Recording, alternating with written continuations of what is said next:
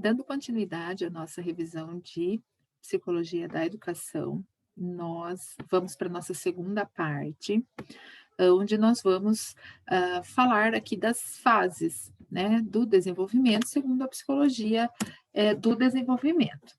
Então, nós começamos a nossa primeira parte, do 0 aos 6 anos, que compõe, né, o que compõe essa fase é a concepção, que é desde o momento em que o espermatozoide e o óvulo se encontram, dão início à gestação, para a segunda fase, que é a gestação propriamente dita, e essa gestação ela é dividida em três fases, que é a fase zigótica, depois o embrião e por último o feto, né, o fetal. Então, o ser humano passa aí por essas três fases durante o período de gestação, e aí sim é quando o feto se torna o bebê, vamos dizer assim, que é através do momento em que esse feto é retirado do útero, que é o momento do nascimento. Então, começamos por essas três primeiras partes do desenvolvimento humano. Nós temos na primeira infância, então, o desenvolvimento físico, cognitivo, psicossocial. Físico, do corpo, né, da estrutura biológica, envolve habilidades locomotoras, isto é, de locomoção. A criança começa engatinhando, se arrastando, depois andando, isto é, as diversas formas de se locomover, não locomotoras e manipulativas. O desenvolvimento cognitivo, que está relacionado ao desenvolvimento da inteligência. Então, a criança vai construindo os esquemas, a noção de permanência de objeto, o início do pensamento representativo, uma vez que nós estamos falando do 0 aos 6 anos, e o desenvolvimento psicossocial, né? Psicológico e social.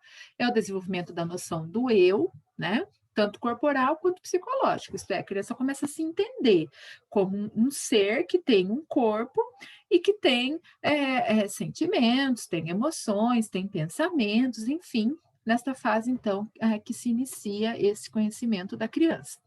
A segunda infância, né, aqui dos 2 aos 6 anos. Nós temos desenvolvimento físico, desenvolvimento cognitivo. O físico desenvolve a coordenação motora fina, né, que são os movimentos mais refinados de pegar, de pinçar, movimentos mais complexos para a criança aí nessa idade.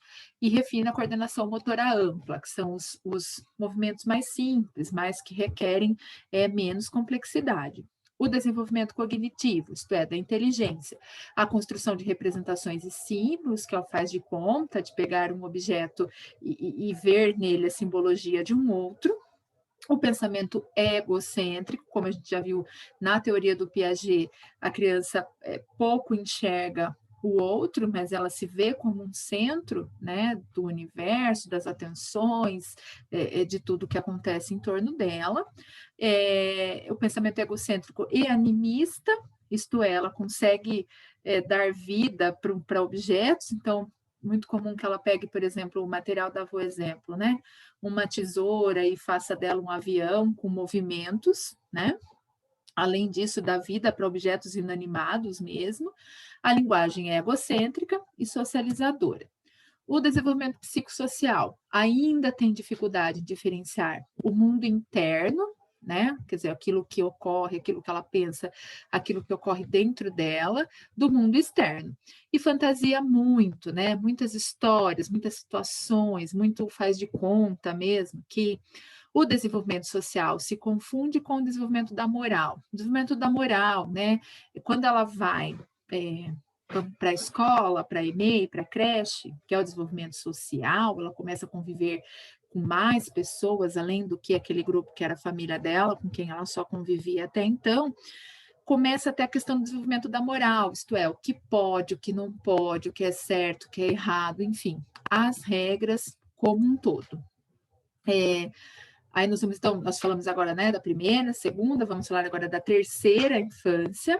Então, os marcos, né, são o início da escolaridade, quando a criança, como eu disse anteriormente, deixa aquele grupo reduzido que era o da família, com quem ela só convivia anteriormente, vai para um grupo maior, que é a escola, no que acarretam enormes mudanças, né, no ciclo vital dos indivíduos, a puberdade aqui no caso.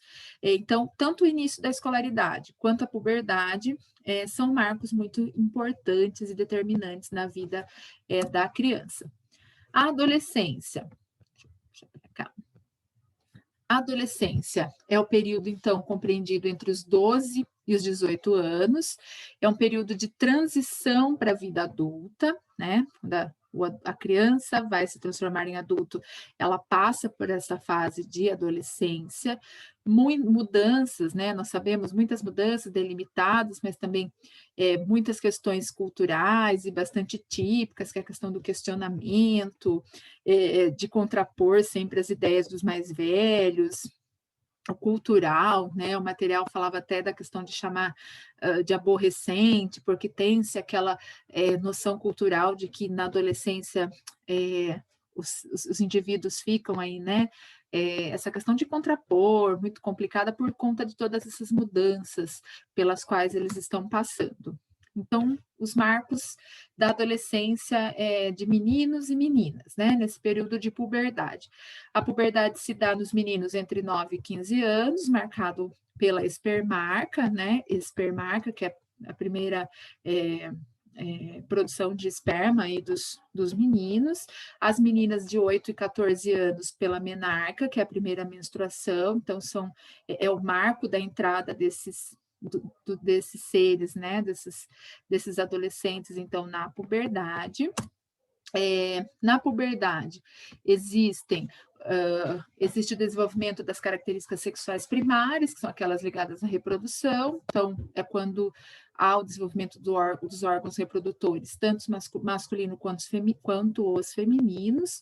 O desenvolvimento das características secundárias, que é o que diferencia os sexos. Então, nas meninas, o alargamento do quadril, a questão dos seios, no meninos tem aquele engrossamento da voz, que são, então, essas características sexuais secundárias. E a questão hormonal, que tem um papel fundamental nas transformações físicas e biológicas da adolescência.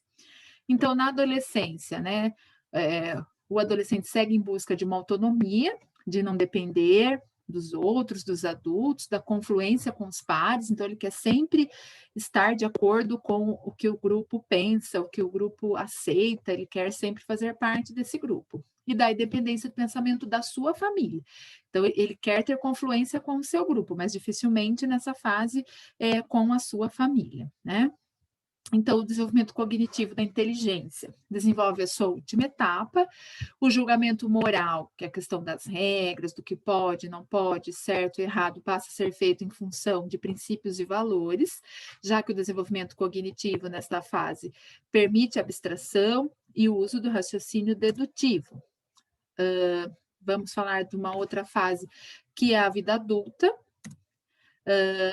É difícil, né? Não existe um consenso que delimite quando começa e quando termina a juventude, mas existe um critério biológico que diz que a juventude é a fase entre 19 e 25 anos, na qual o indivíduo se encontra em plena busca de autonomia, independência e responsabilidade, né? Então, é o momento de formar as famílias, de ser independente financeiramente, de ter um bom trabalho, né, que garanta aí um certo conforto material.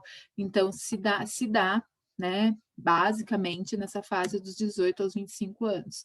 No desenvolvimento físico, as meninas, né, ocorre aí a plenitude do desenvolvimento dos 18 e os meninos aos 21 anos. É muito comum nessa fase o culto ao prazer e ao corpo, né? Essa questão da academia, de querer estar sempre muito bem apresentável, com um corpo malhado, um corpo que seja aceito socialmente. No desenvolvimento cognitivo, o pensamento abstrato e a criatividade é a grande marca. No desenvolvimento social, ainda focado no relacionamento com os pares, isto é, as pessoas que fazem parte do seu grupo social, aqui a questão das, né, grupo de balada, que saem aí, né? Autonomia do pensamento e o desenvolvimento afetivo muito marcado pela influência dos hormônios.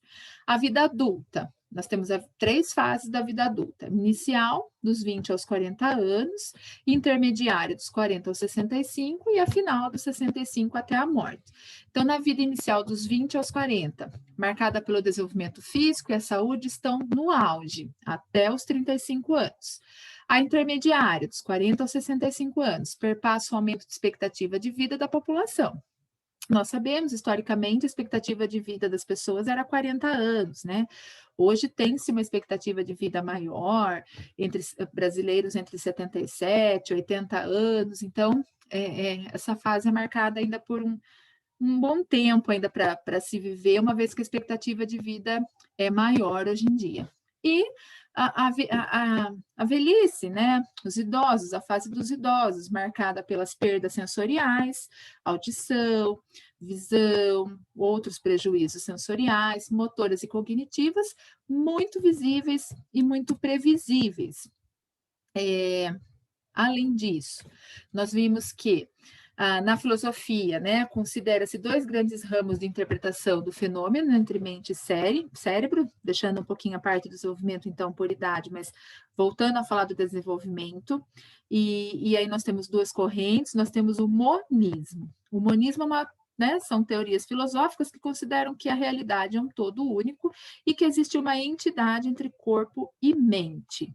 Já o dualismo é uma corrente filosófica oposta ao monismo, pois considera a existência de mente mente e corpo como realidades separadas. Então, veja, o monismo acha que corpo e mente são uma coisa só, é um todo do ser humano. O dualismo acredita que existe corpo e mente como 2 coisas separadas. Por isso, dualismo 2, né? Corpo e mente como realidades separadas. A filosofia propõe, a grosso modo, 2 soluções possíveis para esse problema de relação, né, de mente e cérebro, que é a mente. Então, quais são as 2 possibilidades? A mente existe a mente, e é diferente do cérebro, sendo um subproduto, né, uma coisa atrelada ao cérebro. Então, nós temos o cérebro como uma estrutura maior e a mente seria, então, algo atrelado ao cérebro. Ou uma outra possibilidade: a mente não existe, todos os fenômenos mentais só são do cérebro, como um fenômeno mental mesmo, um evento químico desse cérebro. Então, são 2 correntes aí, né? De que existe uma mente subligada ao cérebro, ou que não, que tudo aquilo que nós pensamos, tudo aquilo que nós sentimos está aí como evento físico e químico do cérebro e sem existência dessa mente. Aqui uma explicaçãozinha, né, do epifenômeno, que quer dizer consciência, né, relacionada a pensamento, sentimento. A psicologia cognitiva estuda o funcionamento da mente, os processos mentais, isto é, entendendo que existe aí uma mente, né, uma consciência dentro do cérebro, como a atenção, percepção, representação, memória, categorização, linguagem, que seriam estruturas da cognição né, ligadas aí, e é dado muita importância na aprendizagem, essas questões de atenção, percepção, representação, memória, categorização e linguagem. A linguística cognitiva é o ramo do funcionalismo que investiga os aspectos cognitivos que expressam relações entre pensamento e linguagem. Então, a linguística cognitiva se preocupa como é que aquilo que está na nossa cabeça, como é que aquilo que está no nosso pensamento é transformado em linguagem, é transformado em comunicação. A linguística cognitiva considera que as estruturas linguísticas são maleáveis, né? São mutáveis e se adequam, são flexíveis às necessidades de expressão e comunicação em cada cultura. Então, nós temos estruturas, por exemplo, nós que nascemos no Brasil, alguém que nasceu na Nova Zelândia, nascemos com uma mesma estrutura linguística, mas que se adequou à forma de comunicação que nós temos no Brasil, com a daquela pessoa que nasceu na Nova Zelândia e se adequou às formas de comunicação daquela cultura. A gente vai falar um pouquinho dos inputs, né? Que esse termo importado aí da questão da informática, trazida para a psicologia do desenvolvimento. Os inputs, eles seriam uns estímulos que nos chegam. Então, esses estímulos, eles nos chegam através da visão, através da audição, através do tato. Então, nós recebemos estímulos externos através dos inputs, né? Aí ocorrem esses processos cognitivos com esse estímulo que nós recebemos, e quando nós externalizamos esse processamento de dados que nós fizemos aí na nossa mente, no nosso processo cognitivo, nós chamamos de outputs, porque out é fora, é saída, in é dentro. Então, todos os estímulos que nós recebemos, aquilo que nós ouvimos, que nós vemos, que nós tocamos, nós processamos, transformamos em aprendizagem, e quando nós damos a saída disso que foi processado, para a psicologia da aprendizagem é chamado de outputs. A retroalimentação do sistema cognitivo, né? Ocorre através dessa repetição, organização desses estímulos, controle e regulação dos processos.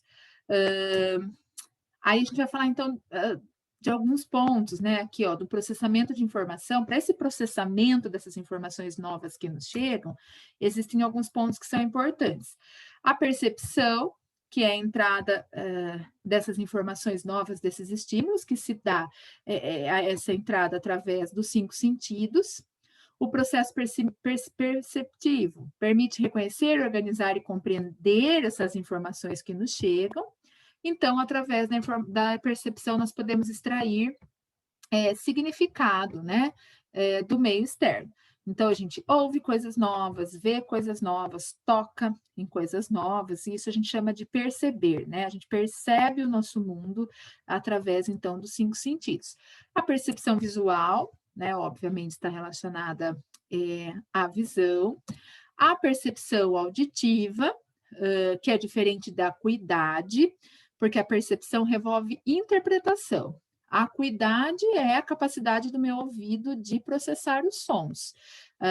A percepção auditiva está relacionada a interpretar. Que som é esse? De que instrumento é esse? Que pássaro é esse? Né? Enfim, a percepção auditiva está relacionada à interpretação desse som, que é diferente de acuidade, que está relacionada à capacidade de ouvir. A atenção, que é o processo cognitivo básico para eu poder processar, isto é, né, o processo cognitivo implicado diretamente na ativação e funcionamento da seleção e distribuição da manutenção da atividade cognitiva. Então, conseguir manter, né, a minha atividade cognitiva num foco. Isso é o que a gente vai chamar de atenção. A gente vai falar de amplitude de atenção, que está relacionada à quantidade de informação que eu consigo reter, e a intensidade, que está relacionada à capacidade que eu tenho, a capacidade atencional que é manifestada na própria tarefa. Então, intensidade é a capacidade de manter essa atenção, e a amplitude é o quanto de informação eu consigo receber através do meu foco, da minha atenção num determinado assunto. Existe também, né, 4 tipos de atenção, que é o estado de alerta, que é buscar estímulos de interesse para o indivíduo, quando o indivíduo consegue estar alerta à busca de estímulos. A atenção seletiva ou concentrada, que diz respeito à capacidade de focar a atenção num determinado estímulo e ignorar todos os outros. Na aula eu dava o exemplo para vocês. Isso é muito importante para o aluno na sala de aula, porque o aluno recebe estímulos de fora da sala, estímulos dentro da própria sala, e ele deve ter essa atenção seletiva ou concentrada. A atenção dividida ou difusa é ao contrário, né, disso, é quando não se consegue focar num ponto só e a atenção fica muito dividida. E a atenção sustentada é aquela que vai dizer respeito à capacidade de manter, de manutenção da atenção sobre um estímulo por um elevado período de tempo. A gente viu a importante teoria do Howard Gardner, das inteligências múltiplas. Ele questionou que a inteligência fosse uma só, que pudesse ser medida pelos testes de QI, que eram realizados até então. Então, ele tinha a compreensão de que a inteligência pode ser definida como a capacidade de resolver problemas e criar produtos que possuam valor para determinadas culturas. Então, ele numerou as inteligências e não a inteligência, então, a inteligência lógico-matemática, a inteligência linguística, a espacial, a corporal sinestésica, que diz respeito aos movimentos, a capacidade de desenvolver movimentos, a intrapessoal, que quer dizer de se conhecer, e a interpessoal é de se relacionar bem com as outras pessoas, e a inteligência musical. Para o Gardner, o que nos difere, né, todos nós possuímos todas essas inteligências. Qual que é a diferença? Por que alguém toca muito bem um instrumento e uma outra pessoa não consegue? Significa que alguém não tem inteligência musical? Segundo Gardner, não. Todos possuem, por exemplo, a inteligência musical. O que nos difere em níveis de capacidade para atividades específicas são a genética e a experiência de vida. Então, alguém que teve mais oportunidade de desenvolver a inteligência musical, ou mesmo herdou, o que a gente chama de talento genético, vai se desenvolver melhor do que aquele que não teve nenhuma dessas duas experiências. Mas não significa, segundo sua teoria, que não possua essa inteligência. Então, essas experiências de vida e a capacidade genética determinam forças ou fraquezas. Então, por isso que alguém joga muito bem futebol, o outro não, alguém escreve muito bem, o outro não, alguém é muito bom de matemática, o outro não, segundo essa teoria do Gardner. Há uma outra teoria que não faz parte das inteligências múltiplas, mas é a inteligência emocional, que, como o próprio nome diz, é essa capacidade de desenvolver aí as suas emoções, conviver com as suas emoções, sejam elas positivas ou negativas, e o propositor desta teoria é o Goleman, né? Vimos também um pouquinho sobre a importância das tecnologias da informação e da comunicação, do quanto hoje elas estão presentes na sala de aula, especialmente nesses tempos de pandemia, o quanto essas tecnologias são importantes. Falamos do AVA, que vocês conhecem muito bem, os ambientes virtuais de aprendizagem, que vocês têm experiência aí na faculdade mesmo com o AVA. Nós, então, vimos a aprendizagem ativa, que opõe-se, né, a um conceito mais tradicional de transmissão de conhecimentos, e o ensino adaptativo, que é o percurso individual de aprendizagem, que são duas das vantagens das tecnologias da informação e da comunicação na aprendizagem. Vimos a tecnologia assistiva. O que é a tecnologia assistiva? Né? Que a gente pode dizer que inclui produto, recurso, metodologia, estratégia, práticas e serviços que se aliam à promoção e funcionalidade nas atividades e na participação das pessoas com deficiência.